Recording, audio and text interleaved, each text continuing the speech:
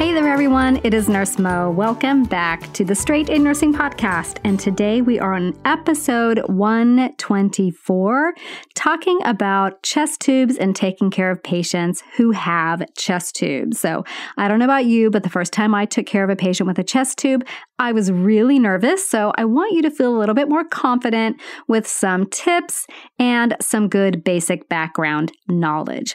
Before we hop into that, it is my habit to do a listener shout out at the beginning of every episode to draw attention to those of you who take the time to send in a review. It totally makes my day, you guys. I read every single one of these, and I just want to give you a little bit of love back. So this individual, whose name is L. Gray, writes, "This is hands down my go-to podcast. I'm a pre-nursing student, and every podcast I listen to is interesting, well-presented, clear, and easy to understand. Her material is really helping to bridge the gap between pre-nursing and nursing.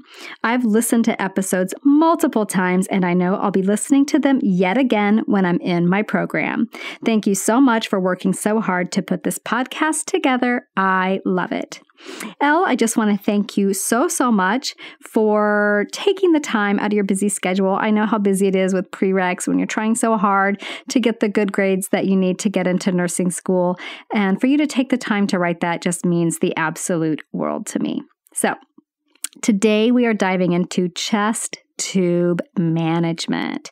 So picture yourself, you're in clinical, you're getting report on your clinical assignment, and you see that your patient has a chest tube. Are you going to panic, or are you going to feel, I can do this? I really want you to feel that you can do this. And when you're first looking at a chest tube, and maybe a lot of things are going to go through your mind, you might think, well, what if it gets dislodged? I know we talked about that in lab, and now I'm really scared that it's going to get dislodged and I'm not going to know what to do. What if it tips over? Like all those things that you learned in your skills lab, you're going to start suddenly thinking, oh my gosh, they could happen. And, like a lot of people, when you're faced with stress, you can't remember information very well. You might be thinking, oh my gosh, I don't remember what I'm supposed to do. So if you're thinking any of those things, or you're thinking that you could, then this episode is definitely for you. So first of all, I want to congratulate you on even thinking that chest tubes are serious business. They absolutely are.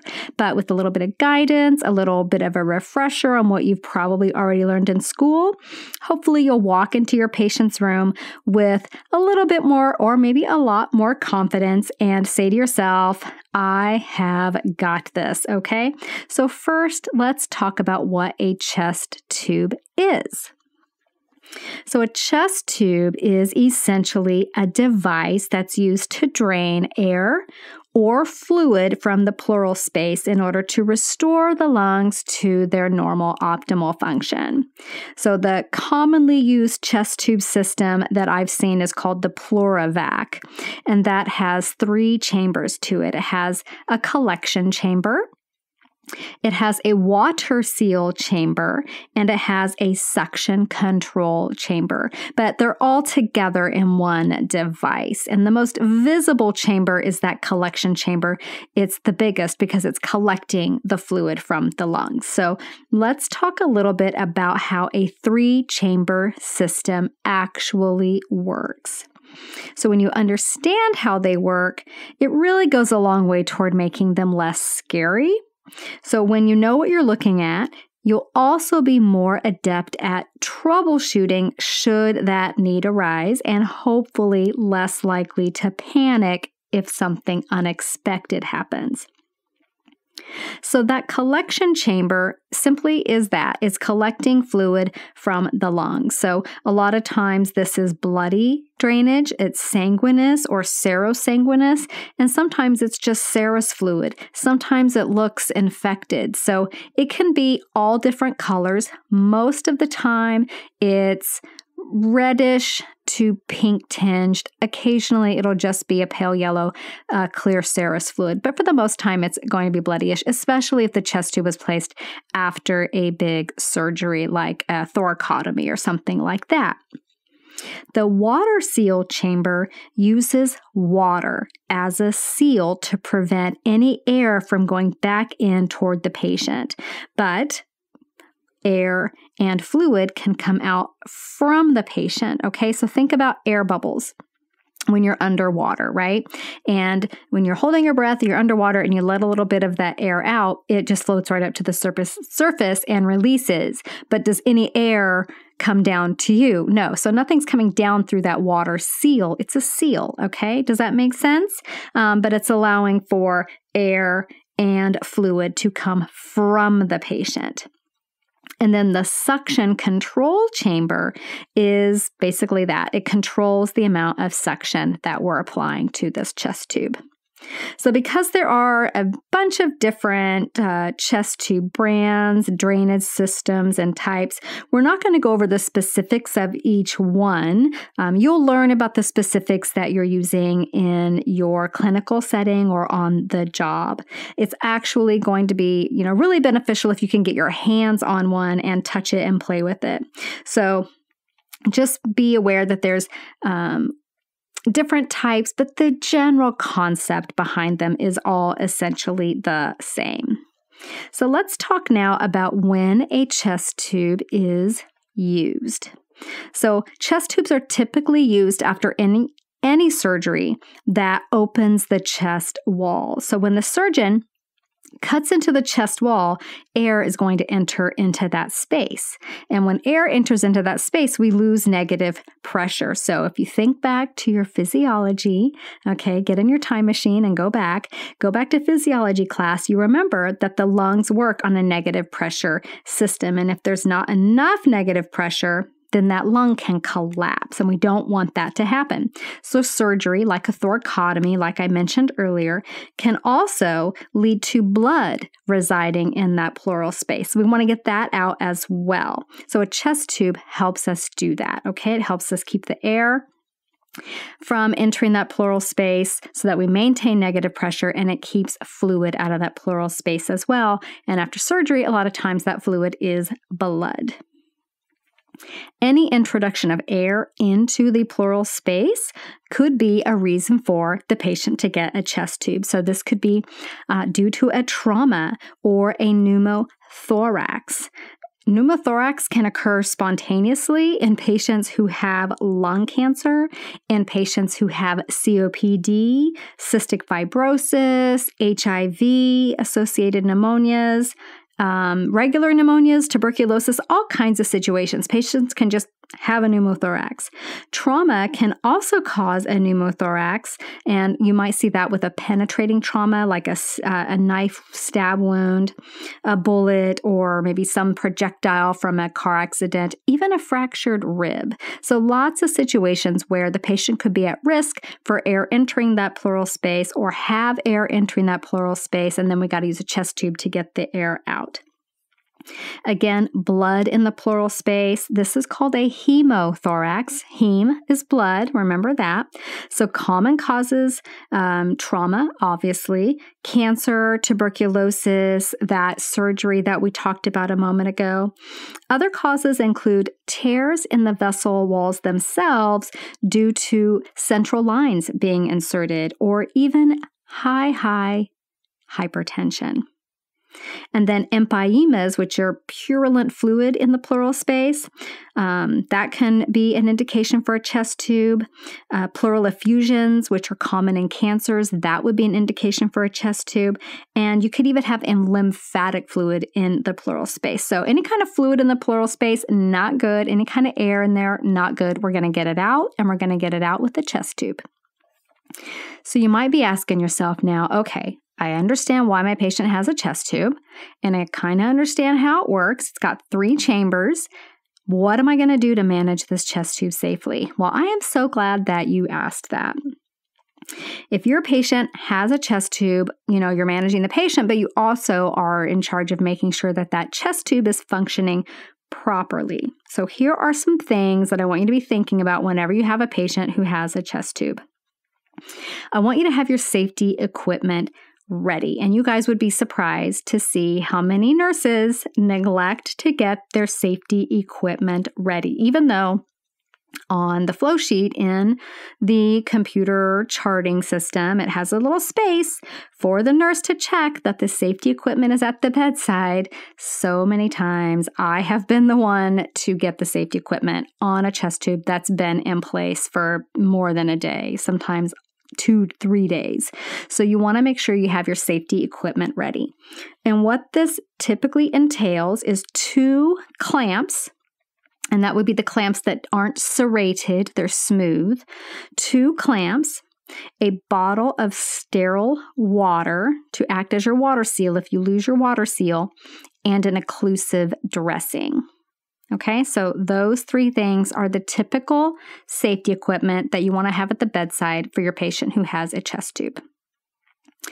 The other thing that I want you to always be doing for your patients with chest tubes is get very good and thorough with your respiratory assessments. And you want to do this at, appropriate intervals for your patient. And that'll depend on the acuity of your patient and what your hospital's policies are. In the intensive care unit, that could be hourly. A med-surg floor, it might be every 4 hours. So make sure that you're doing it and you're not just,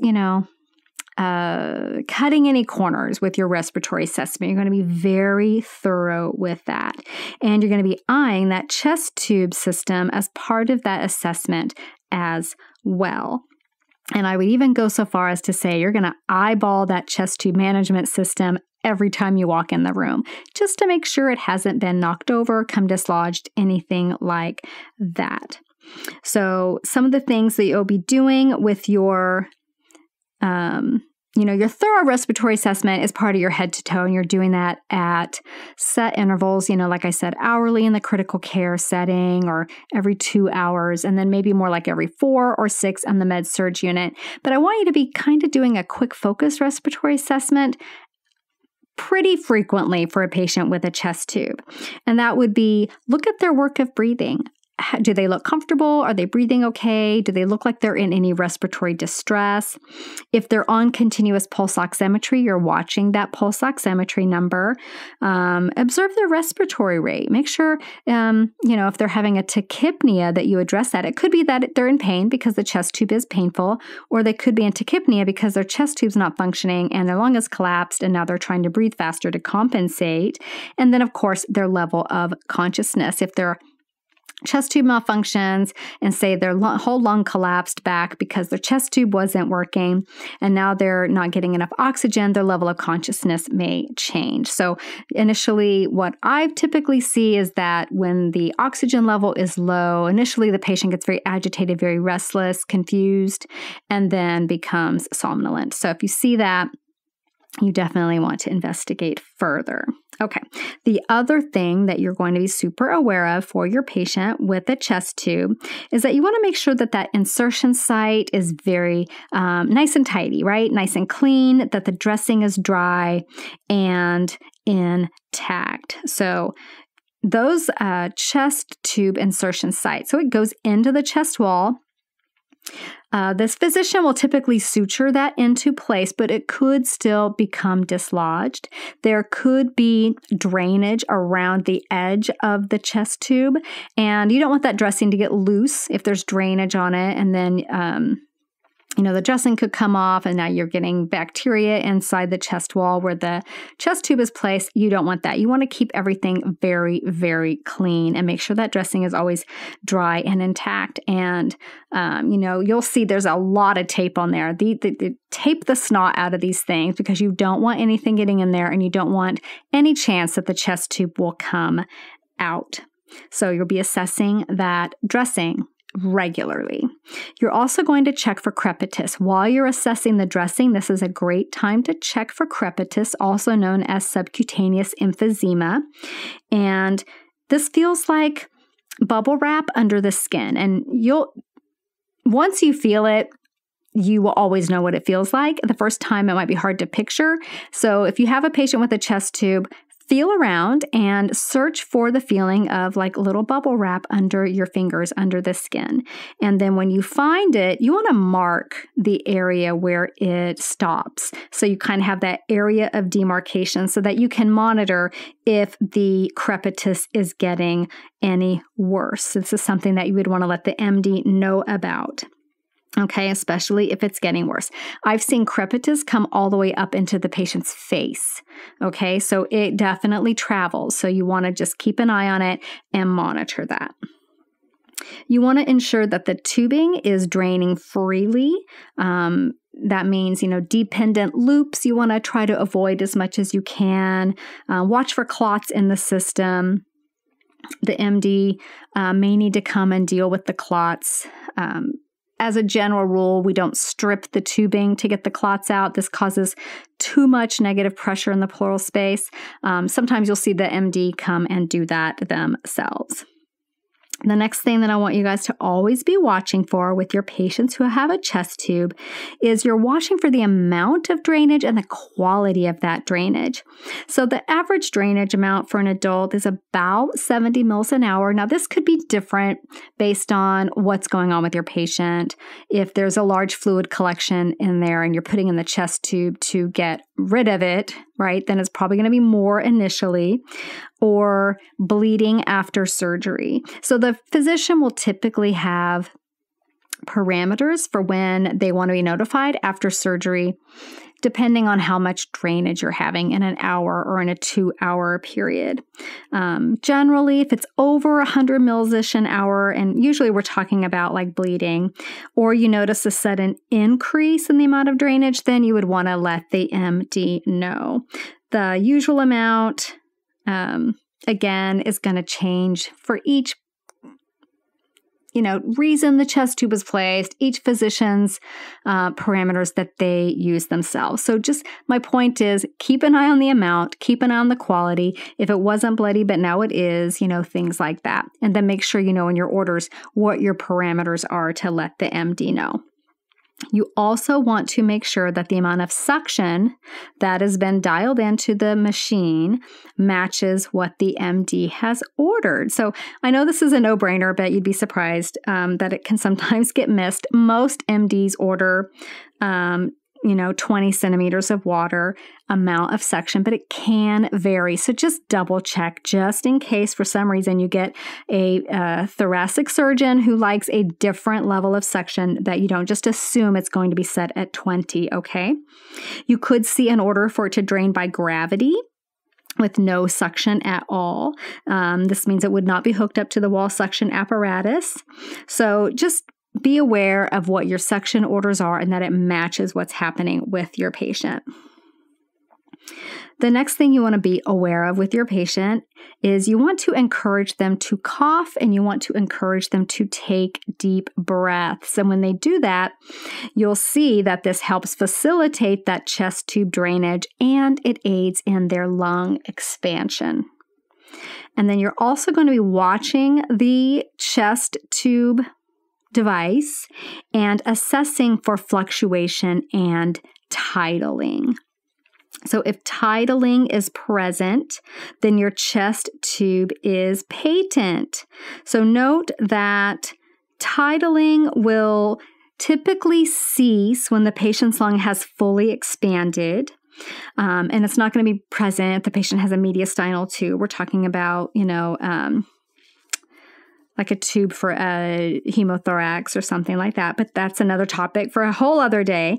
You'll see mediastinal tubes if you're working like in a cardiovascular surgery ICU after heart surgeries. However, if you don't see titling, it could be because there is something that has gone wrong, okay? So look for things like dependent loops, look for inadequate suction, look for clots in the tubing, all of which can negatively impact titling. And when we talk about titling, we're talking about that water area. So you're going to see on your chambers, and it's blue. The water's blue.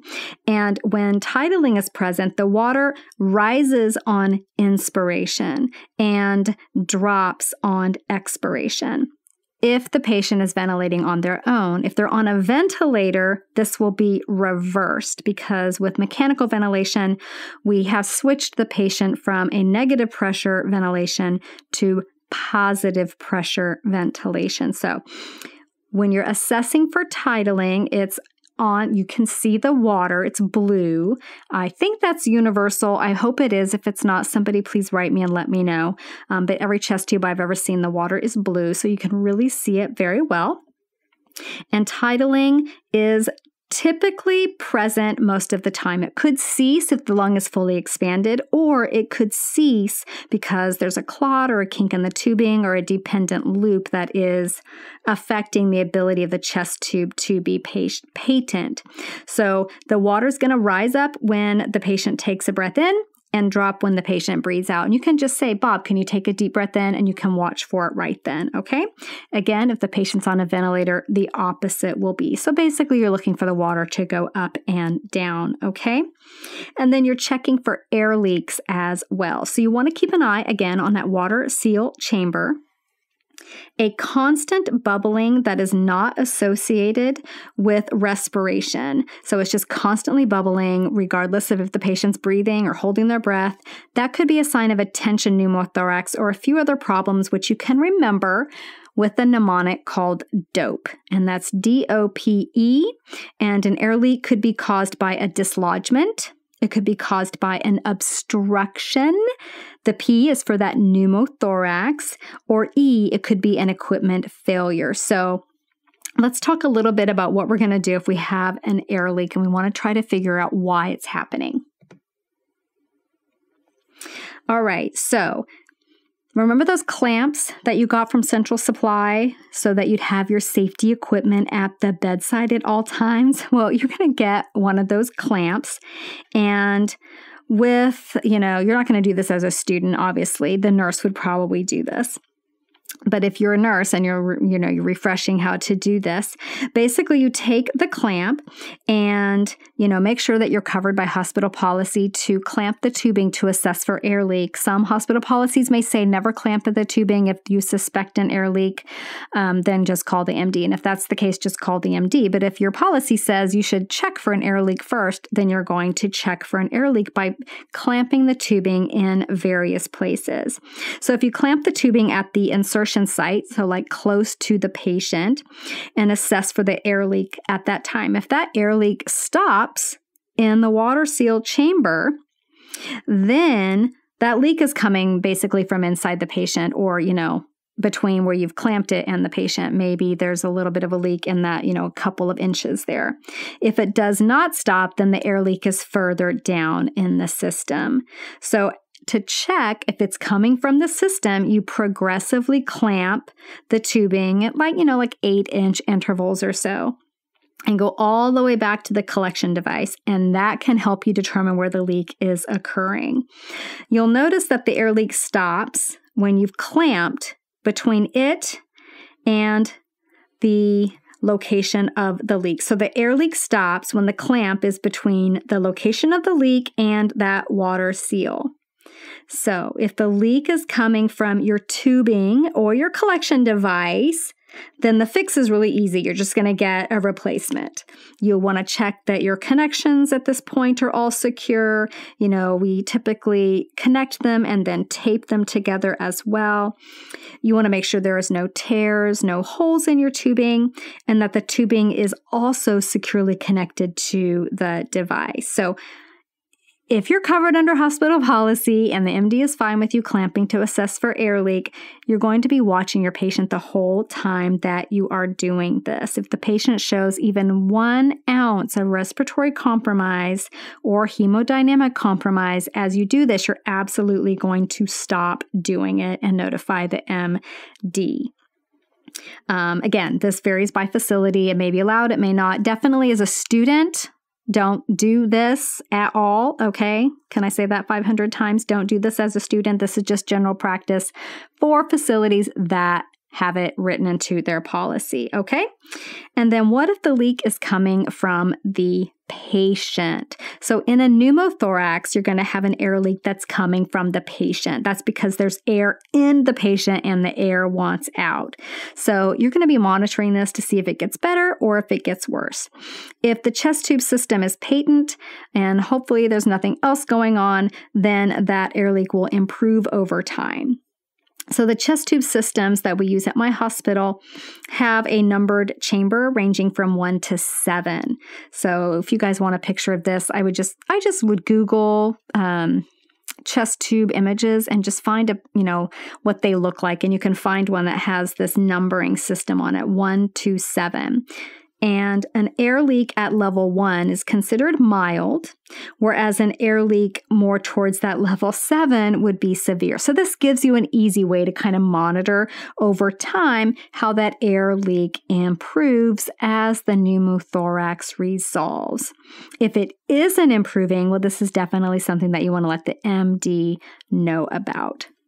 Now, another consideration with that air leak is that it could be coming from the system itself, very close to the patient and underneath the dressing. So if you think the leak is coming from the insertion site, from the tubing at the insertion site, you need to take it down and look at it. Sometimes those eyelets are outside of the chest wall. They should be inside the chest wall, but if the chest tube has come out a little bit, those eyelets could be outside of the chest wall, and you would want to let the MD know about that immediately, okay? But if you don't see any obvious signs that the leak is coming from the insertion site or the tubing at the insertion site, then it's likely coming from the lung. You can replace the dressing. Make sure the MD knows what's going on, knows the severity of the air leak, and that you're monitoring for it to improve or get worse. Now, let's talk about some what-if scenarios, those things that you think about, especially when you're faced with a new-ish situation. So, what if the chest tube becomes dislodged? What can you do about that? So that is what that safety equipment is for, that occlusive dressing. So ideally, the patient can follow commands, can forcefully exhale. You slap the occlusive dressing on, make sure it's covered, and call the MD. Absolutely stat, okay? What if the chest tube itself becomes disconnected? So if the tubing becomes disconnected, most policies indicate for you to quickly insert the patient end of the tubing 1 to 2 inches into that bottle of sterile water. That creates a water seal while you get a new system set up, okay? So let's say the tubing became disconnected, about 4 feet down from the insertion site where there's a little connection piece. It got loose, it's disconnected.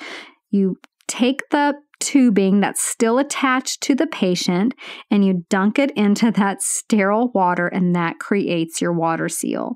And you do that while your friend goes and grabs another chest tube drainage system for you to connect to your tubing. You would, of course, then let the MD know as well. What if that collection device, the chest tube collection device, tips over? So most of these drainage systems have one-way valves in them to prevent the various fluids in the chest tube chambers from going where they're not supposed to go. The worst thing that could happen is that your drainage in the collection chamber spills over into another column, kind of messing up your ability to track the totals for that patient. You still could do it. It wouldn't be impossible, but it would be a serious pain in the butt. So the best thing for you to probably do if the chest tube system gets tipped over is to just simply trade it out for a new collection device. In a water seal system, if it tips over, you may need to add more water to ensure that you have the adequate amount, which is about 2 centimeters of water, and that's super easy to do as well. What if you find a clot in your tubing? That's, one of your assessments is you're looking at that tubing, and let's say you notice a clot. So old school nurse might say, strip the tubing. You're not going to do that because that's probably against hospital policy. Do not milk or strip the tubing without an order. Now, if the MD's ordered it, then they'll order it typically not to exceed, a certain number of times in a shift or, in a day or whatever. So definitely this is not something that you do without an order because it drastically increases the negative pressure in the pleural space. So if you spot a clot, you might be able to gently squeeze it toward the collection chamber, making sure to completely release the tubing in between squeezes. But you also want to make sure that you're covered under hospital policy for this as well. If you're ever unsure, then you can always ask somebody that you're working with. If you're a student, I wouldn't do this at all. I would just alert the nurse that there's a clot in the tubing and let them deal with it and troubleshoot. But let's say you're working as a new grad and you're not sure. Go to your preceptor, go to your charge nurse, ask the MD who's managing the patient as well. Always double check. And if you guys ever have that little voice that says, I'm not sure about this, I say, listen to that voice. That's your nurse angel, and you always want to listen to her because she's usually right, okay? What if you see a sudden surge of red drainage? So this could be a hemorrhage. You definitely want to let the MD know, stat, patient may need to go back to surgery. What if drainage has been going along, very regular, very consistent, and it suddenly stops? Well, this could be because maybe there's a clot, maybe there's a kink in the tubing. Check all your tubing carefully, check your connections, and if you notice that this correlates with your patient deteriorating, you need to let the MD know immediately. And I would also let the MD know if the drainage suddenly stops. Usually what happens is it kind of trickles down and tapers off. But if it's going along fine and then suddenly stops, this could be a sign that there's something going on. And then what if your patient suddenly deteriorates? So if your patient suddenly deteriorates, then, and that could be respiratory deterioration, it could be hemodynamic deterioration. I want you to suspect a tension pneumothorax. So check that the tubing is free of kinks, free of clots, and you need to call the MD stat. So I hope that helps you guys understand the basics of managing a patient with a chest tube, and you feel a little less scared of them in the clinical setting. But as always, you want to defer to your hospital policy. If you're a student, defer to your school policy on what you can and cannot do with the chest tube.